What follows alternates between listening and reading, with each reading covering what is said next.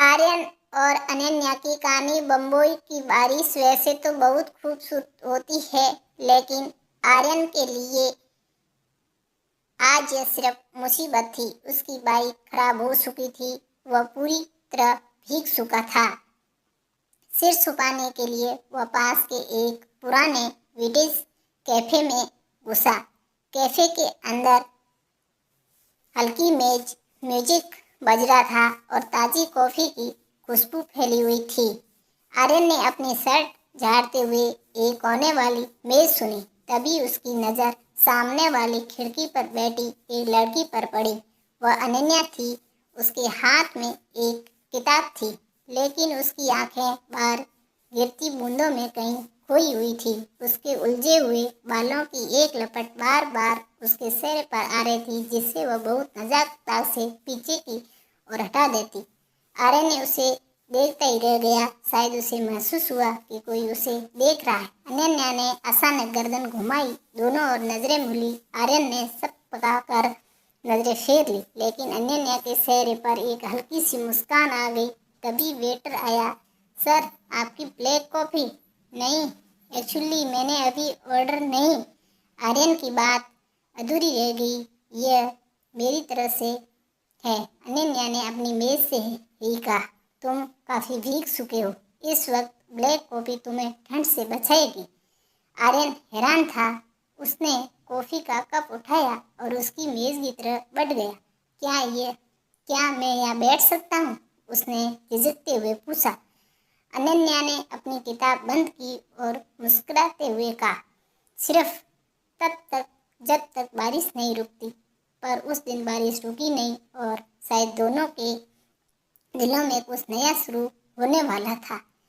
Cafe के बाहर बारिश अब भी वैसी ही जोरों पर थी।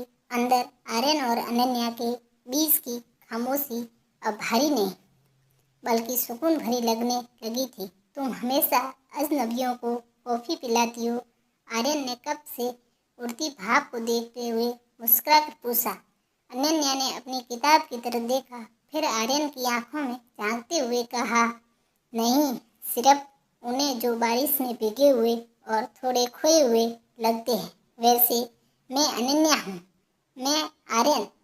वैसे तुमने सही पहचाना। आज का दिन थोड़ा अजीब था। दोनों के बीच बातों का सिलसिला चल पड़ा। आर्यन ने बताया कि वह एक आर्किटेक्ट है और उन्हें उससे पुरानी इमारतें पसंद है, जबकि अनन्या एक फ्रीलांस राइटर थी जिसे पुरानी यादों को शब्दों में पिरोना पसंद था। करीब 1 घंटा बीत गया, पता ही नहीं चला। तभी बिजली कड़की और पूरे कैफे की लाइट चली गई। अंधेरे में सिर्फ मोमबत्तियों की हल्की रोशनी रह गई। डर लगता है? आर्यन ने फुसफुसाते हुए पूछा। नहीं, अनन्या ने धीमी आवाज में जवाब दिया। अंधेरे में सच साफ दिखाई देता है। अचानक अनन्या का फोन बजा। उसने मैसेज देखा और उसका चेहरा थोड़ा उतर गया। मुझे निकलना होगा, मेरी गाड़ी बाहर खड़ी है। आर्यन ने उसे रोकना चाहता था, पर उसके पास कोई हक नहीं था। वह उसे बाहर तक छोड़ने आया। अनन्या अपनी कार में बैठी और शीशा नीचे करके बोली, आर्यन, कभी कभी बारिश रुकने का इंतजार नहीं करना चाहिए, उसमें भीग जाना चाहिए। गाड़ी आगे बढ़ गई। आर्यन वहीं खड़ा रहा, बारिश में भीगता हुआ। तभी उसकी नज़र नीचे पड़ी।